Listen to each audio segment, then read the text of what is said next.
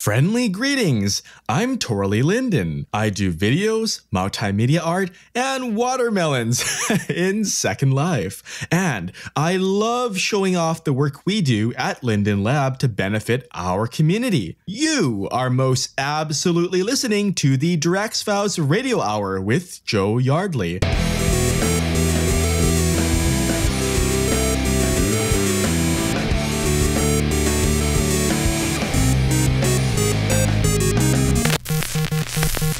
Hello and welcome to the first show, the first Drax Files Radio Hour, a weekly podcast about the metaverse broadcasting from an attic somewhere in Berlin.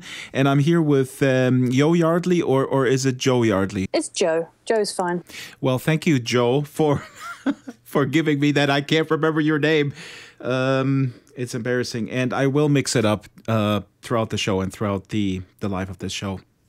Anyway, this is the first show. We're very excited. We want a community show focused on the community with lots of voices. You can call in, you can write in, you can post stuff on the Flickr page, on the blog. Now, Joe, let me ask you, why are we doing this? Why are we creating more work for ourselves? I think that because even though there's, of course, a lot of things wrong and a lot of things right with Second Life, you and I really see the potential. You have your video show, documentary, and I run a busy sim, and we're online a lot, and I think that there was place for people like us to talk about things that have to change. Sometimes the discussion is a little bit black and white. If you're enthusiastic about Second Life, then sometimes you're being accused of sort of being a cheerleader or a Linden Lab, I don't know, not a spy, but sort of a fanboy. A fanboy, that's right. That's what the young people call it these days.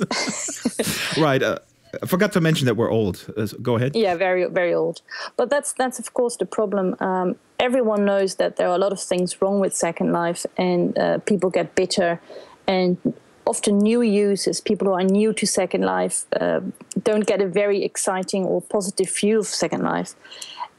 So if you see the other side, if you are still enthusiastic after a couple of years, or if you still see the potential, it is quite easy for people to think that you're just that you love everything about Second Life, and we don't. We're also going to be using a lot of music, so please send us your music and let us know, can we use it? We're happy to purchase it, and of course give proper credit. It could be a music bed, or it could also be a feature. So we're also toying with the idea of live shows, but we have to work the kinks out first, all the technical stuff, until the engine is running smoothly. Also, I look on my screen and I see you sitting there. I mentioned that earlier. What the point for me, which is important, we're talking about virtual reality. We're talking about immersive experiences, and we're actually sitting in that attic. We're recording on Skype, but we're sitting in the attic. We're facing each other. And we have, what do we have there? Like a pitcher with some cocktail or something? Yeah, I've got us 2 cocktails and, of course, a cigarette and 2 lovely old-fashioned microphones. I am not smoking. I am. But, that's what we're trying to do as well. We want to make a show about Second Life, but we want to record it in Second Life. And if you have a place that you want us to visit, or you have a special event, or anything like that, let us know, and perhaps we'll record one of our next podcasts from your place. It's a wide open field, and we're experimenting with this format. So let's get started with sort of the top topics. I have here, it's a new year. Well, Happy New Year, yo. Yes, Happy New Year to you too. And everybody is saying that this is the year of virtual reality. I hear this over and over and over again. And I think people are referring to the convergence of, or the advent of workable hardware devices. Is this what they're talking about? Absolutely. We can't talk about virtual reality without mentioning the Oculus Rift. It pretty much came out of nowhere. And like me, Pamalaki, who invented the Oculus Rift, tried virtual reality somewhere in the 80s or the 90s and thought, this is fantastic, this is going to go big. And then it died. It pretty much vanished. Thanks to the new Oculus Rift technology, suddenly it's gone big. Anyone who's tried it, and I'm proud to say that I've been one of those people. Yeah, you tried it actually. How did you try it? There was a special gathering somewhere at some sort of publicity company. I have no idea. It didn't work very well because I have no idea who they were. But they had an Oculus Rift, and they invited people to come and try it. And so there I was in between all these 12 and 13-year-old boys. And what did they have for a demo? Did they have the demos that you saw at that time? Yes, I tried several demos, but the roller coaster one is the smoothest one. It was the one that's finished. And I just want to mention that we'll have David Rowe from Control Alt Studio Viewer on in a couple of weeks here in the podcast. That's a third-party viewer that has Oculus Rift implementation. The official viewer doesn't have it yet, although it was announced. Going back to the hardware, Oculus Rift guys were at CES unveiling a new device with positional tracking improved. Lucky's just put me into Starship Oculus, so this is a bit more sinister, scary setting. And yeah, I mean, there's a flashlight on. It's another first-person perspective, obviously, and the flashlight is on your eyes. So you look around, and that flashlight lights up exactly what's in front of you. There's this hanging rope here that I can just kind of rotate around. It got me to do things in a game that I normally don't, right? Like, it got me staring at the ceiling and looking down at my feet and well, it's that really kind of stuff, it's right? really interesting because even with the relatively low res right now, we're going to greatly improve it in the future. But even right now, the limitation of the experience is not the resolution of the device. You run into the limitations of textures and and all of the models that you're putting it on. You go up to a wall and it very much looks like, I don't know, some kind of flat acrylic box that's had something spray painted on it. It doesn't look like you would expect a real wall to have. Right. And that's something that you wouldn't notice unless you're actually able to get up close to it and look at it in stereo 3D. And they were saying that the nauseating issue is a thing of the past. Did you feel that that was a big issue for you? I didn't experience that at all. And I even tried the roller coaster standing up without anyone holding me. And I didn't get nauseous at all. But the main reason that people feel a bit confused or, their balance is a bit off is because your body is not moving along with your activities, because the virtual reality is so realistic that when you are running in the game and your body is standing still, of course you get a bit dizzy or confused. I was going to add that, and we'll link to this also, that Palmer Luckey and a bunch of others appeared on the White House We the Geeks. That's right. Hi, and welcome to the White House's first We the Geeks of 2014. I'm Kristen Dorgalo. I'm very excited for today's discussion. Fantastic. And Palmer, it's great to see you. Woo, I'm finally here. All eyes in the tech industry are focusing on Las Vegas for CES, otherwise known as the Consumer Electronics Show. What we've been doing for about the last year is we've been selling developer kits. So we're selling virtual reality headsets, developer kits with the hardware and software. And we've shipped about 50,000 of those to people all over the world. Not actually, the U.S. isn't even the biggest chunk of people. It turns out people all over the world are interested in this. And what's the kind of reaction that someone has when they interact with an Oculus Rift system for the first time? Virtual reality is interesting, even in its current form. We're not to the holodeck type of stage, and we won't be for a long time. But we've spent a very long time in our lives learning how to look around at things, how to listen to things, how to, hear something and instantly turn in the right direction. And then if you look at the ways we interact with 3D environments today, generally, we're either using controllers that we're holding or a keyboard and a mouse, or even with Kinect, you're controlling an abstract representation of something on a screen. When you have VR and everything is one-to-one scale, all of that time that people have spent learning how to interact with things in the real world can translate over to interacting with things in the virtual world. It was good to see that they, while not interested in Second Life as they used to, I did a few things with the State Department way back when. Yeah, well, I think that if anyone understands the potential of the Oculus Rift and virtual reality, it's probably the government, because they've been using them, very expensive versions of these for training, for defense, and all sorts of other things. So to them, it's probably not new. And they are realizing that it's going to go big, because what a lot of people are not understanding or don't quite get yet is that virtual reality is going to go global, and it's going to get out of computer games. And a lot of people still think that it will just be something that we can do in Second Life or for computer games, and it's going to be just those 12, 30-year-old boys with too much pocket money who will have an Oculus Rift. There are so many things. Exercise, using an Oculus Rift for exercise, it might even make me do exercise, and that means a lot. Well, people know kind of my, I think, political bent, since I'm kind of open about it. As long as we have an environment that really fosters sort of free creative expression, I'm fine with it. I think it's problematic, and we'll talk about this also in future podcasts, that everything is sort of used for military purposes or for just training people for combat, that type of thing. I look at it very critically. I look very critically at the militarization of society. So, but that's something that we will explore in this podcast as well. I just want to add that yesterday I taped a interview with formerly Babbage Linden, that a lot of people I know are looking forward to. He doesn't think that it will just come on like, that this is sort of this big splash where it totally goes mainstream. He maintained that it will, I think he said in the interview that it will never go mainstream. Yeah, I completely disagree.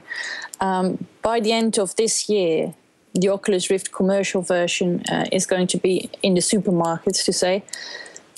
People will want to buy it. And once you've tried it, you'll want one. Right. And I guess if they bundle it even with a console, perhaps, something like that. Yes, exactly.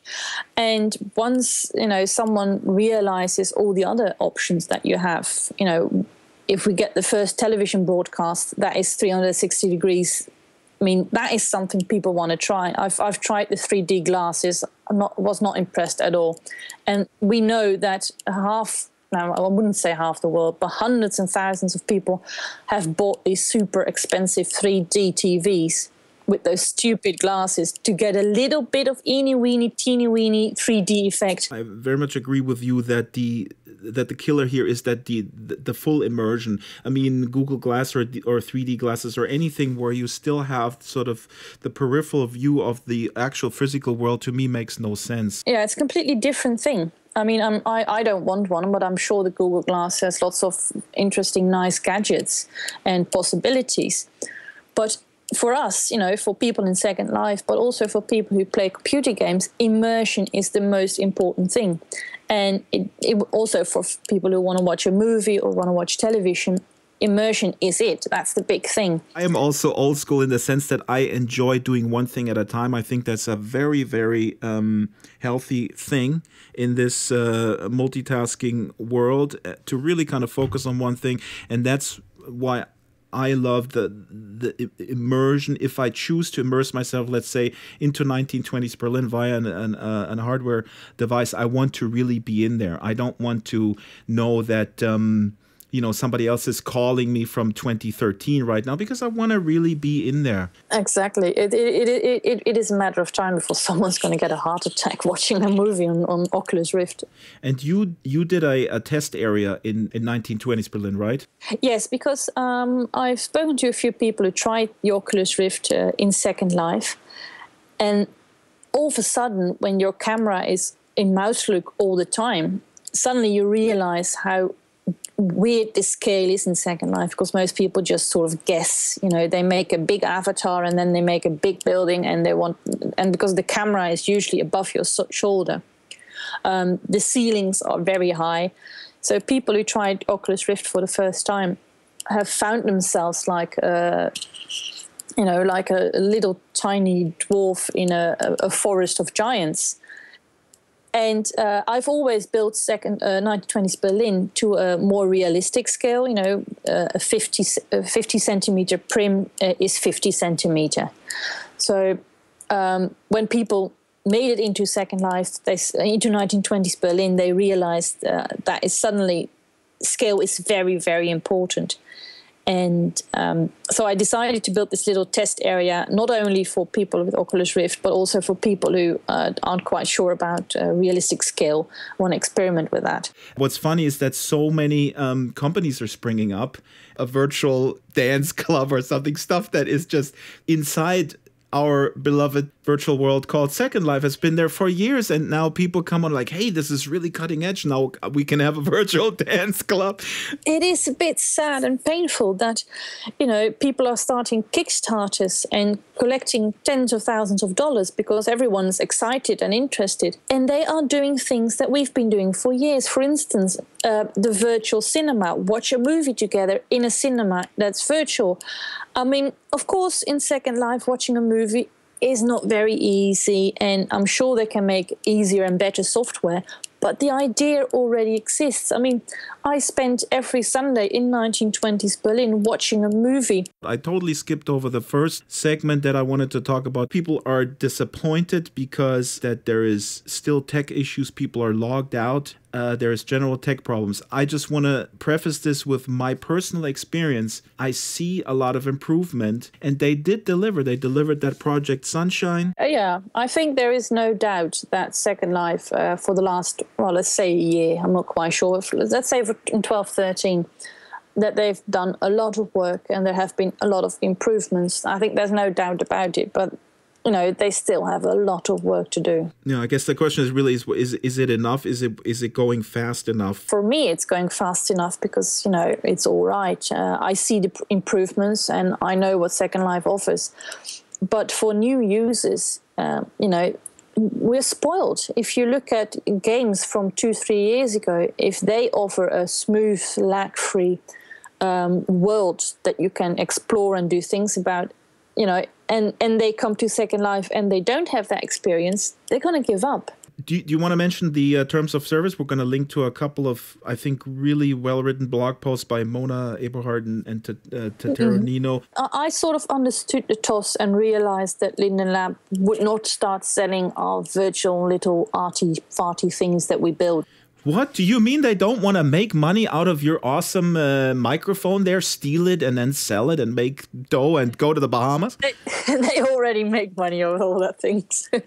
No, I mean that my problem is that I use a lot of third-party websites for my resources. For instance, this room here, the ceiling, the brick, all those things, those textures. I don't have time to make every single individual texture, so I use third-party websites who give me those textures, and they have certain agreements, and they say, you know, you can't sell them separately on Second Life, which is fine, but you can use them for what you're building.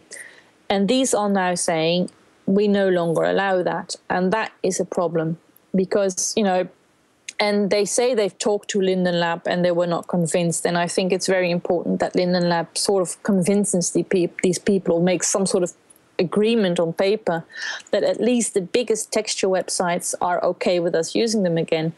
Because now you have to look harder or make your own pictures, which is fine, but it takes more time and it sort of makes creativity a bit more difficult. And creativity is the cornerstone of Second Life.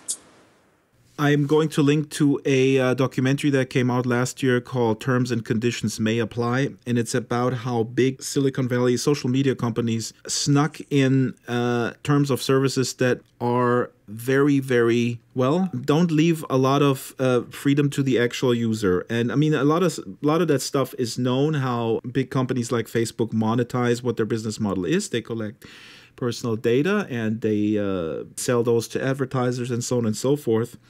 But I think it's important that we are at least a lot more conscious about this stuff and then form an opinion, because the point that is made in the movie that nobody really cares. And that also plays in what we're going to talk about in a second is the NSA and the whole spying, right? The whole surveillance state. So everybody needs to see this and then really think about, where do I stand? What was shocking to me is that most people really don't care at all. Well, maybe I'm cynical or something like that. I can guarantee that you are. Go ahead. I'm cynical and bitter, but the thing that surprised me most about the NSA story is that people were shocked, and I would have been shocked if the NSA was not in Second Life.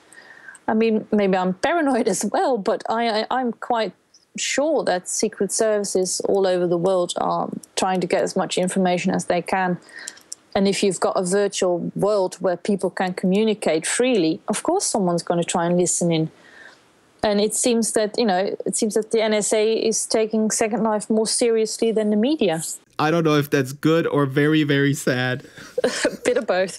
At least somebody takes us serious, Zoe. That's good. Exactly. You know, a lot of back and forth on the various blogs about when it came out that Corey Andreka had a brown bag lunch at the NSA. I mean, people went as far as to say, he and Philip Rosedale created Second Life solely to create sort of a realm where people feel secure, and then you can totally surveil them. Well, I know I'm paranoid, but I think that if I think that is, it's 2014. If there are still people in the world who use the internet for whatever, Second Life, the internet, Skype, and think that people can't listen to them, that they are absolutely safe and secure, I think that's a bit naive. Since we have started on the NSA, we're gonna listen to an interview that I did with Ashkin, who is a furry in Second Life, also a viewer developer with Exodus Viewer, and in real life, he's a test engineer, right? So I have no idea what that is, but I asked him what it is, and here's his reply. I'm always thrown off guard by somebody asking that question. It's basically somebody who goes about testing software, but also orchestrates a test plan and how to test software. In my case, I also do physical security as well. So it's not only in the case of just testing the quality of software, but the technical security of software and even the physical security, are server secure, all that kind of stuff as well. And if I may reveal this to our listening audience, you are a furry in SL? Yes, I am. And I'm also a furry in real life. If that makes a big difference, I don't know. Okay, so I want to talk to you about the NSA spying and what does it have to do with furries. Somebody posted a little excerpt of a research paper that they did. They researched furries. The NSA went in there and among other things, they researched furries and they came to the conclusion that furries often work in creative fields, either arts or programming. Well, I guess in the case of why NSA research furries, it's one of those things that know your enemy or know who your enemies are. In this case, obviously, they were trying to do their due diligence. Are these people a risk? Well, we don't know. Let's go ahead and find out. Well, these people commonly work in this type of field. These people, for example, you're not going to see artists making bombs. So the intel tells them that that furries, if they indeed are overwhelmingly active in programming, they are a potential threat. Yeah. For example, things that intelligence organizations will look at specifically is stuff like hackathons, where you get all these hackers coming together trying to create something new or unusual or showing people how to break through systems. They keep a close eye on that kind of stuff because that stuff can be quite easily used for the wrong things. And I imagine that when they were looking at furries, they were basically just trying to figure out, well, we see that there's this big new community of people coming along. They, some of them can be quite vocal about, their beliefs. And I believe that's just, in general, you get that from kind of every fandom. I mean, I can think of stuff like the what is it called? The Bieber fans. The Bieber fans are very vocal about how much they love Bieber and die for him and all that kind of stuff. And I imagine that sometimes some of that stuff probably triggers what the NSA would have as a watch list of words. So it wouldn't surprise me if quite a few furries just happened to say something that triggered a lot of alarms. Is it true in your estimation that furries, when they are in the programming field, are they more libertarian, anti-government? A lot of furries probably are onto large organizations. At least from my personal experience with communicating with a lot of furs, the actual thought behind anything is that, oh, this is too big, I don't like this thing anymore.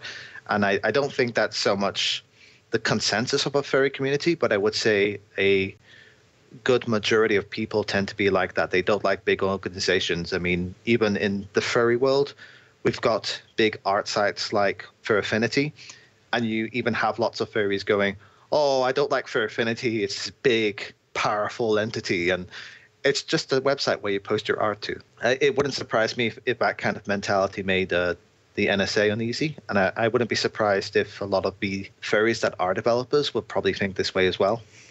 Did you personally ever suspect that the NSA is in Second Life? I mean, I hear a lot of people say, of course I knew that they were going in. I actually heard years ago that the FBI were in Second Life because they were looking at pedophiles and such. And one thing that I thought that was kind of useful to note is perhaps the NSA were in Second Life under the FBI's name, because as you recall, the tapping that the NSA did was actually done through a lot of FBI warrants. And so I wonder if the NSA in particular came into Second Life through some of the FBI investigations on Second Life as well.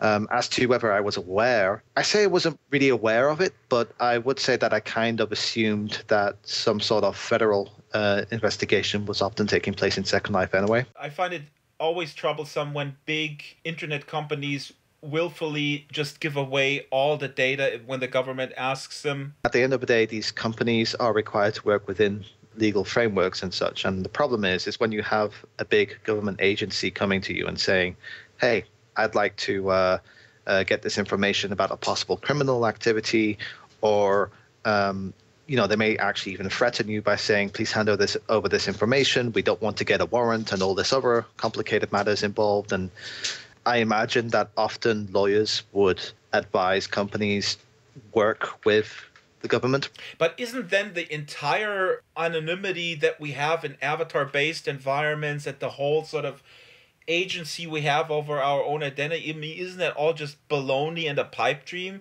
I mean, when I interviewed Rod Humble, I remember it was so refreshing to hear him say that he was actually really fond of that versus the forced exhibitionism of the Facebook model. I think it's best to assume that if you're doing anything on a private service, then you assume that these people are going to work with government entities. You have to deal with that. If you want to work on promoting things anonymously or have anonymous communications, then you need to look at other platforms that are actually designed for that. Linden Lab definitely logs all messages that goes through. We know this. They've already stated this numerous times. I mean, you still have the power over your own anonymity when it comes to interacting with other people in the world. I mean, they don't have access to that data, so that means I can still roam freely within Second Life. I would debate that a tiny bit. Everything you do on the internet generally leaves a crumb trail. Basically, I could trick people into visiting a website, and based off those visits on the website, I know who I gave this link to. I know what time I gave it to them. And by getting these people to visit the website, I can then look at the logs on the server and see, okay, these are the IP addresses for these individual users. And then I could say, okay, these two IP addresses match. They must be coming from the same location, the same house. This is probably the same person. There's lots of ways to trick people into doing stuff like this. And so I don't truly believe that there is this complete anonymity unless you're actually really super paranoid. And by super paranoid, I mean you don't visit websites. You don't actually go exploring around on Second Life. You don't really communicate with people, but then that's not a very social environment. Then it's back to basing it on sort of intuition and sort of a gut feeling. How much do you reveal to that person in Second Life, right? And then there's also the fact that, for example, I had experience with griefers the past few years just harassing me. And over time, you actually kind of learn how people write. You kind of learn their style of things. So you're actually able to match different people. So, you could have 10 different avatars and you're interacting with people on a daily basis. You'd be able to actually recognize the style of a certain individual, even how long sentences they write. So on Second Life, I'm quite known with my friends to just kind of run around them and jump around a lot. And I'm actually quite good at jumping on things or jumping on people. I've seen that, yeah. It gets to the point that sometimes I've logged on a bot out or something because I have like a ton of bot outs for like different projects I've tried in the past. And I'll be visiting a sim for whatever reason, usually testing some sort of viewer bug.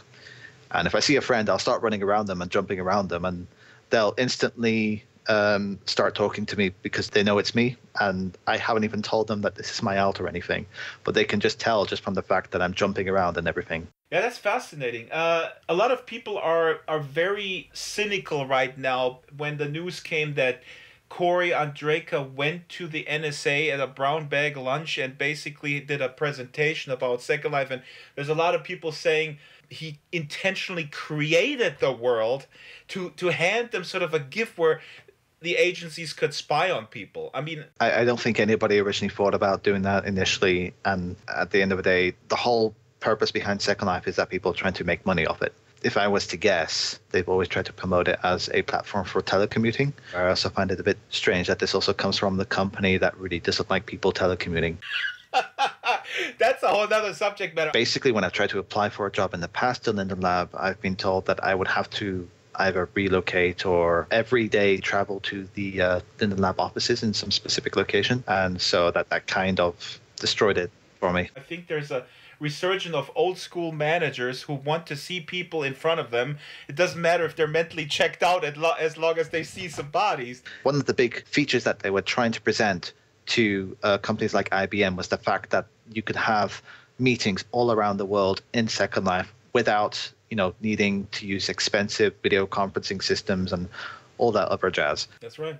Let's wrap up. So NSA has been spying. Where do we go from here? Should we be completely paranoid, or should we just have sort of due diligence like you suggested earlier? Well, my take on it is if you're distributing sensitive information, then you should be using a secure platform for that. A handwritten letter that is delivered by hand. There's other alternatives. I mean, there's stuff like the Freenet project, which is basically a system that allows you to send messages privately, anonymously to other people, or, highly secured as well, so that people can't simply read your communications if you don't want them to. There's not many communications where I actually worry, like, what I have to send over Second Life. I mean, the only time I kind of worry is if I'm bringing up something real life related to do with business confidentiality, and I really shouldn't be talking about those things on Second Life anyway. So for me, the answer is quite simple. Just keep that stuff on the business network and keep my personal stuff,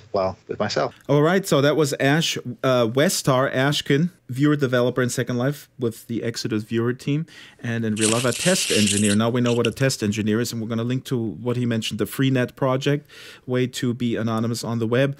As we're taping this, my friend Peter Ludlow, a journalist and a professor, also known as Eurizina Sklar from the Alphaville Herald, posted this on Facebook from Wired.com that an Osama bin Laden avatar could potentially recruit terrorists and extend the bin Laden influence way past his own physical demise. Yeah, of course. I mean, Second Life is a fantastic tool for propaganda and politics. We have communist parties in Second Life. We have neo-Nazi parties and even entire Sims, even though they usually don't last very long. Philip Rosedale used to say that a world like Second Life is very sort of self-regulative in the sense that when somebody puts up a swastika, the neighborhood will clean itself up by telling this guy to get out. Yeah, unless you, of course, have a private homestead. Exactly. I followed someone who started harassing people in our Berlin Sim. And I had a little look in his in his tags and his favorites. And when I went to have a look at his sim, I found a lovely little Nazi Disney park sort of fun place. And of course I reported it, but there were swastikas all over the place. I'm looking at this article. It is actually a study entitled 3D Cyberspace Spillover, where virtual worlds get real. In the end, it is just another tool for media tool, just like cinema or the radio or television. It can be used for propaganda. And with virtual reality, it has a little extra bonus because you can, besides meeting an avatar of your favorite evil guy, you can also train shooting guns and making bombs and having all sorts of crazy fun. It has even advantages over sort of a forum, right? You can actually make that bomb explode. Yeah, exactly. If you buy the right script. You can test. I think it's the magnifying effect. It could magnify whatever crazy belief you have or movement that you're trying to get off the ground is actually larger than you believe it is. Absolutely. It is very easy to find like-minded people and think that you're not alone. That is the dark side of intentional communities anyway. Ugh. Mm-hmm. Now I'm depressed. we use that. I use that to meet other crazy people like me who are obsessed with the past. Well, I'm looking forward to people commenting on the blog about this because I think we really have to think about how much information do we hand over when we're online, and we need to be conscious of where that data goes, who has that data, and how that data travels. We're going to link, of course, to Stephen Colbert making fun of Second Life. I think that's well done. Although he does revive the First Life, Second Life joke, but he does it in a funny way. A couple other things that we totally skipped over, the Lily Allen controversy. I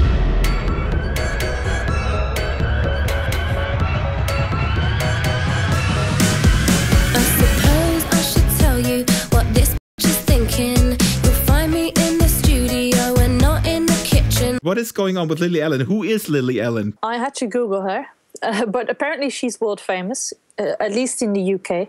She's a singer, a pop singer, probably quite a charming lady. And she's famous and all that sort of thing. And she tweeted that she had regrets because 5 years ago she was offered a couple of bitcoins to perform in Second Life, and she said, as if. And of course now bitcoins are worth quite a lot. And she calculated that she was offered hundreds and thousands of bitcoins, and those would now be worth millions. Two kinds of stories. Some people say that in early 2000, when was it? When it started? I'm not quite sure. Yeah, she said 5 years ago. At the beginning of 2009, there were not hundreds and thousands of bitcoins around. 2009. But I think by the end of 2009, there were. So, when she says about 5 years ago. That's right. She's a pop artist. She could mean 4 years ago. Or last year. Yeah. What does she know? The point is, what is really funny is that it did bring Second Life back into the social media news cycle. Absolutely. This is PR that Linden Lab can't afford with their entire annual budget. I mean, she's got 3 million followers on Twitter. There are millions and millions of people have heard the name Second Life, and in combination with a famous star and with bitcoins. So, this is it can't be bad. Now, people may know that we both, although eloquent and outspoken, don't know everything, right? And one of the things that I really did not understand was fitted mesh that came along last year. I mean, do you know what fitted mesh is? Yeah, sort of. You do? Okay, then I can kill the next segment. I sort of understand it. When you buy mesh clothes, they come in a couple of sizes, but the shape does not change. I mean, it either fits or it doesn't. And I can't wear mesh clothes at all, because every single dress or coat or whatever I buy, my hips stick out.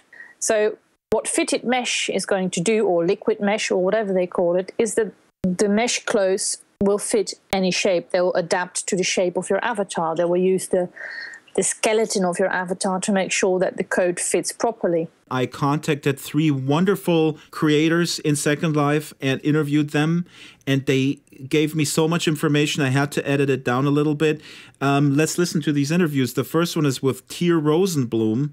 She's a designer, co-owner of Auxiliary and Creative Resources. She told me where fitted mesh came from in the first place. It was actually a bug that shouldn't have been in Second Life initially, at least from what I understand. It uses what is called the C-bone, and before these big changes, what it would do is it would only resize limited bits of the mesh, and it wasn't supported either. They would keep threatening us that C-bones wouldn't be supported, don't use them, we might change the avatar, don't use them. Red Poly Inventor came out with this magical way to do it that surprised the entire grid, which kind of put a spotlight on C-bones starting in, I think, 2012 with this massive meeting that happened for Mesh. Shortly after that, you saw a few other people figure out how to do it, because before you had to manually make the bones yourself, and that's something that I wasn't able to do. I couldn't figure out for Maya, which is what I use, but people had figured it out for Blender, like Gaia with Avastar. And people had figured it out for 3D Max, and you started to see more and more creators figure out how to get this in world. Let's go even more basic. Now, what is a C-bone? Oh, geez. C-bone is like the sliders. So, like, if you have a chest slider and you want to make your avatar, if you're a lady, bigger, the C-bone would affect around your breast area. It was crazy. It looks so good. I tested it, and I could take my mesh to extreme sizes and it wouldn't break the mesh. It wouldn't, for the most part, the avatar with slider scales up to 100 fit the mesh near perfect. Mesh will fit, hopefully. Is this something that is only working in the beta viewer? Is a special viewer, or is it implemented? Yeah, you have to use the project viewer. And so what are you working on specifically now that really What would you highlight that really makes a difference with the fitted mesh? Well, see, I'm actually right now trying to find the problems with it because it works beautifully with pants. It works beautifully with long sleeved and any kind of sleeve top. So for me, I mean, really the spectrum right now for most clothes, it'll look beautiful. But I am trying to find the issues with it because I kind of want to find where its weakest points are because I don't want to sell it as this perfect Band-Aid fix for mesh at all because it's not. There are still major issues with it. For instance, I was working on a dress and it was like a mini dress that goes where it dips under the arm. And I realized that if you don't have, there's a bone on the armpit of the avatar basically that adjusts when you adjust your fat to the size. So if there is no influence on that bone, like nothing is affecting that bone, if you resize, your avatar breaks through the mesh. But if you are using a mini dress and have that bone affect it, and your arms go down, the entire side of the dress goes into the avatar. So it's very, very much trial by error. I mean, you stumbled upon this by accident, with the bone. Oh, yeah. I was really excited about it, too. I was like, this is going to be really cute. And then I uploaded it, and it was not cute at all. It was not good. It was a lot of work, and it was not good. But you're a very diligent person. You stick with it. I knew nothing about 3D before 2011. I told myself I was never going to learn it. And then when Mesh came out, I was like, you know what? I'm going to do this. And I figured out how to model. And then after that, I figured out how to rig. And I really just like to take the bull by the horn. So this was Tyr Rosenblum. And the next person that I interviewed on the subject was Ebony Khan. She owns Ebony's House of Hoochie brand since 2005, so she's a real old bee. And there was also some confusion with the terminology, fitted mesh, then liquid mesh, and she helped me figure this out. Liquid mesh is, first of all, a term that I don't like. It should be like, almost like if this was real life, it'd probably be like a little trademark term because it's used by a specific brand. The liquid mesh items are the items that you can currently get in SL, which are based off of the current avatar. It's not supported. So if you buy those items, it's a hack. I don't see it changing or breaking because it hasn't at this point. And even still with the new viewer, because I tested my existing items in the new viewer, they still work. The most difficult thing about creating content in SL and supporting things in SL is the wide variety of machines. And then you put on top of that people are using all different kinds of viewers, all different versions. It makes it very difficult to provide support. Getting back to fitted mesh, though, what fitted mesh is it's new, where there are more bones added. So the sliders that affect your stomach, there's no control for them currently for people to be able to rig clothing to them. So if I want to make it so people can expand their stomach right now, there's no way to do it within the current system, but there will be in the new system. And then when I adjust the slider, the clothing will move proportionally and expand and contract. Yes. For the average human avatar, this means that they will be able to wear a good number of clothing without being required to change their shape or have a specific shape. I released some boots that have collision rigging, but the collision rigging is limited. I mean, I found that collision rigging is perfect for making thigh-high boots because it reacts to all the leg sliders. The torso is where the issues came in with collision rigging because it doesn't work with the breast, the butt, or the stomach. But for the legs, it's perfect because everything reacts to collision rigging.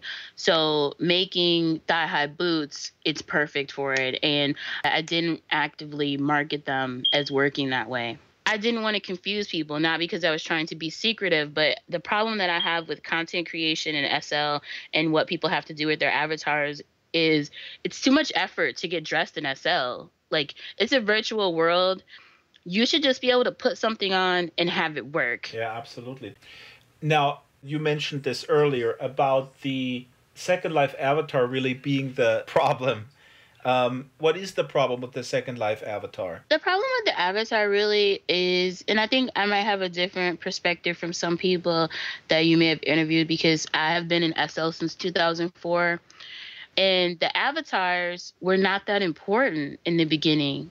The important thing was the ability to build. You have to remember at this time, 2002, 2002, 2003, you couldn't just get like an architectural program to be able to build easily. And then what happened is there.com started to fold.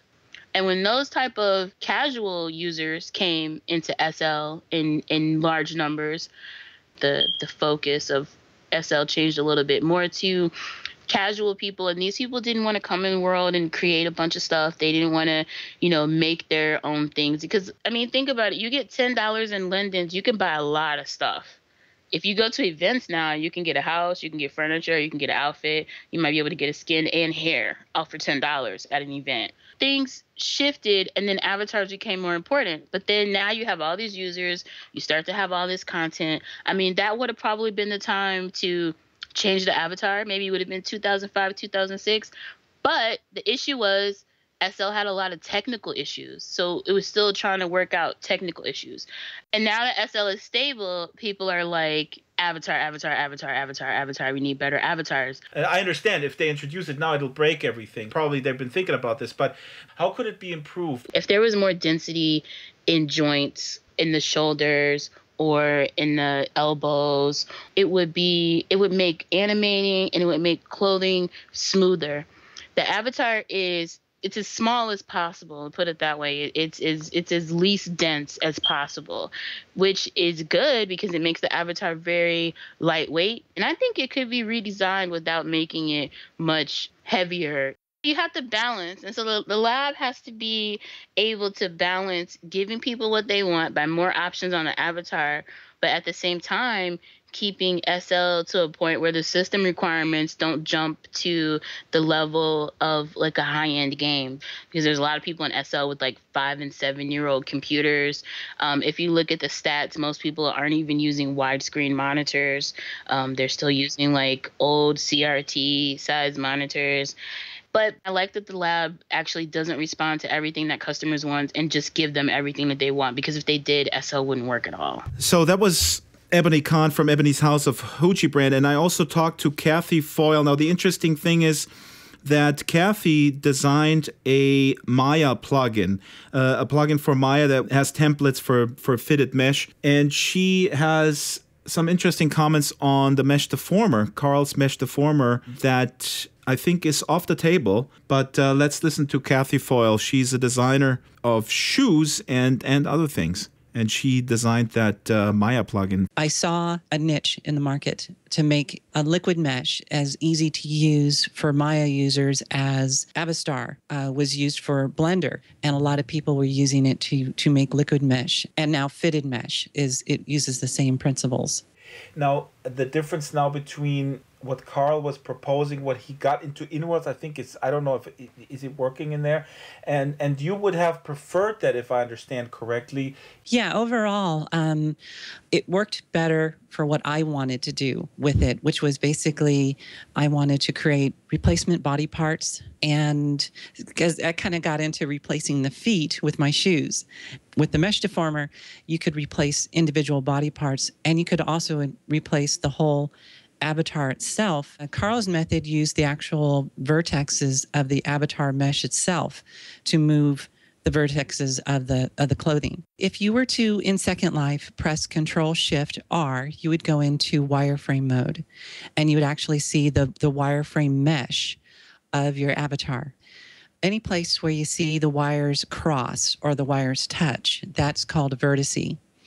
The avatar skeleton is actually a deformer itself. It's a type of deformer. And you weight the vertices of the wire mesh to the different bones of the skeleton. And when the skeleton bends, it bends those vertices that are weighted to that particular bone. Yeah, what weight means is a vertice can be weighted to more than one bone. So if it was weighted to, say, the wrist and to the elbow, you might have a vertice that is weighted equally to both, 50-50, weighted to each.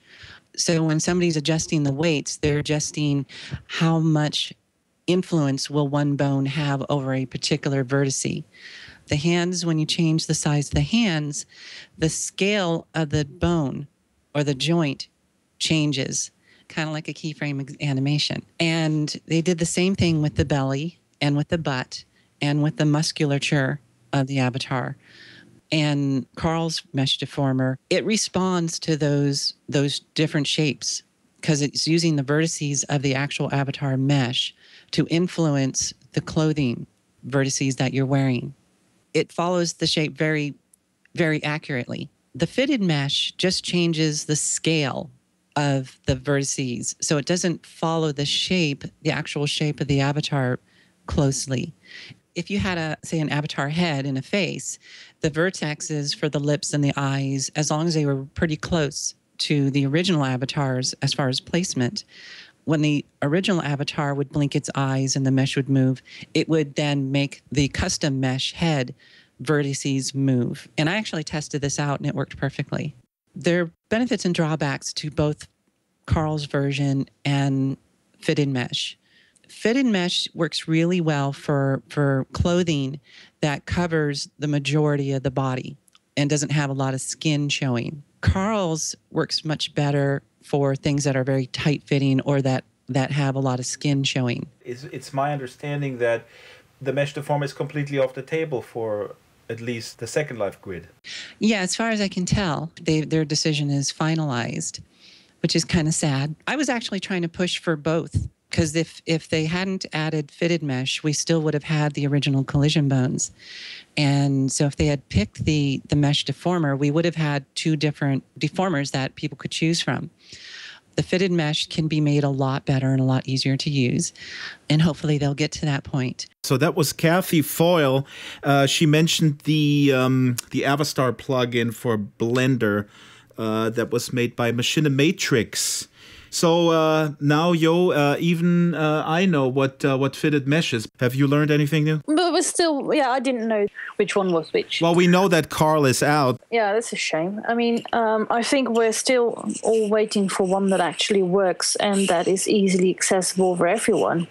Yeah, I think it goes back to what we talked about earlier. It should be easy to put the stuff on and then look good right away. 90% of Second Life can remain complicated because as soon as you understand the possibilities and as soon as you find a place in Second Life that you like, you're hooked.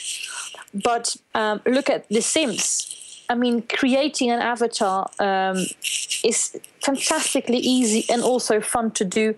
And changing clothes is like 2 clicks and it always fits. You know, they don't have that problem. At this point, I want to remind folks, please send us your feedback on that issue. What needs to be fixed now? What's the most annoying thing? And also, Johan, we talked about this. We'll try to get noobs on the line. I really like to hear from people who tried it. You know, if you're just in Second Life for just a few weeks, because we're old, we don't remember. Yes, we're old. That's a nice note to end on. The hour went by fast. Thanks so much for listening. Give us your feedback. Write in. Bash us, trash us, but in a polite way, okay? You can write us, radio@draxfiles.com. You can call us on Skype, Draxfiles. You can IM or drop a note card on Draxfiles, the avatar. Yeah, he's real.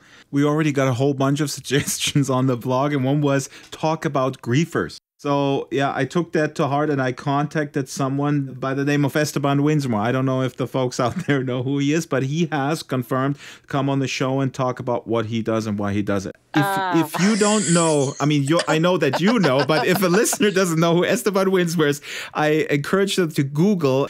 We will have him on this podcast, and I think it'll be a fascinating conversation. I really do believe that he's more akin to a performance artist, almost, what he does. I mean, bit of a comedian. He's got the highest rated Second Life content on YouTube. It's quite interesting because, to be honest, of course, people harassing other people is always a bit annoying and childish and sort of thing. But I can't help laughing at it. He's very good at it. And to be honest, he's not bothering anyone really. I mean, because, if you don't like him, kick him out. That's exactly the point. But we'll talk about that when he gets here. My final words, this weekend I'm going to film at the Lavender Field. A Rock a Smile Marathon is on Saturday, 11 a.m. I'm also going to be attending the Ole Etzel lecture on machinima because I don't know how to make machinima and I need to learn it. Yeah, I was just going to suggest that. Very nice, Joe. Well,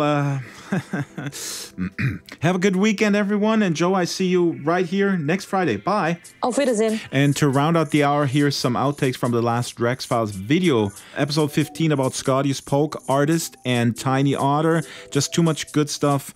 Ended up on the cutting room floor. Here it is with some music from Mama Love Sky Tower underneath. Enjoy.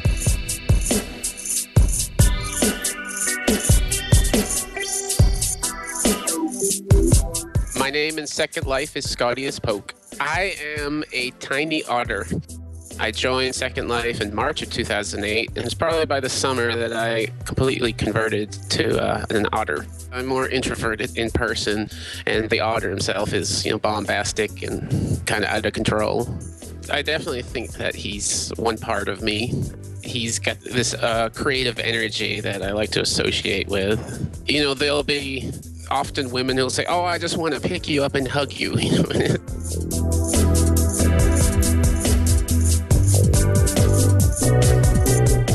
At some point in my 30s, I just had to take a break, kind of run out of creative steam.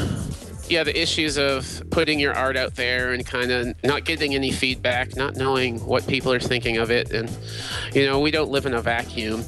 And an essential part of art is sharing it with other people.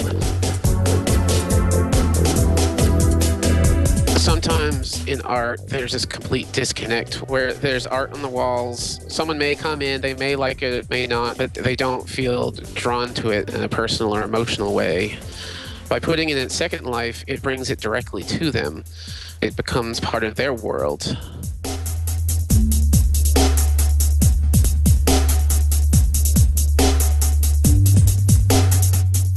The conventional art world is always a few steps behind. I mean, you can trace that back to the 19th century. The Impressionists were considered low class, and at this point, computer and gaming art is considered the low class.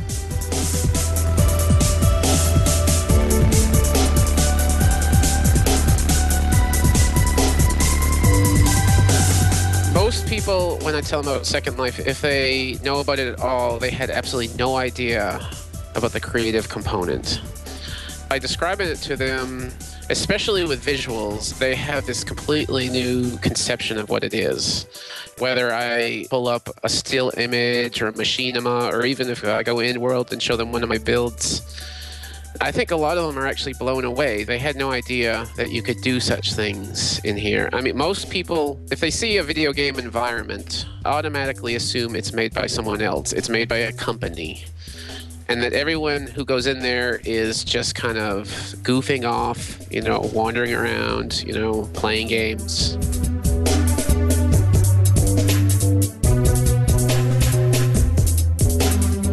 I mean, I went to college. I had no idea what I was going to do, like a lot of 18-year-olds.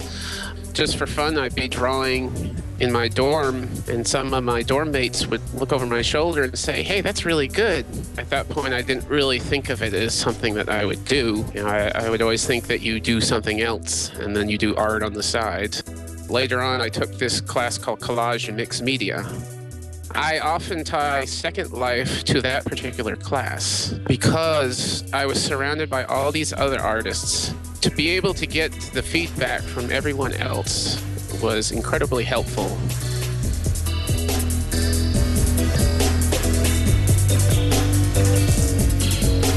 It's not a competition. This isn't a race. When you see a sporting event in the Olympics, someone comes in second, that's considered defeat. And, that's nuts. And it's gone from bad to worse in our society because, for the very reason that art is harder to measure, our good politicians have decided to practically cut it out of the curriculums of many schools. As long as there's ability for these worlds, even if they're not embraced by everyone, at least there's somewhere where, creative sorts can come. This gathering that's always there, almost specifically as a meeting of minds and creativity, there's no stopping it. The Drax Files Radio Hour with Joe Yardley is a weekly production of Basic Drax Entertainment. The show is supported by Mira Cranful, Beth Ghostraven, Inara Pay's Modem World Blog, Madame Thespian Underhill's Fine Instruments and Furnishings, Kenny Lex Luckless, Natasha Rant, Shmoo Snook, Terry Allen, Pauline Clary, and Strawberry Singh. Special thanks to Torley for providing the station ID this week. Contact the show via Skype, DraxFiles, Avatar DraxFiles, or email radio@draxfiles.com.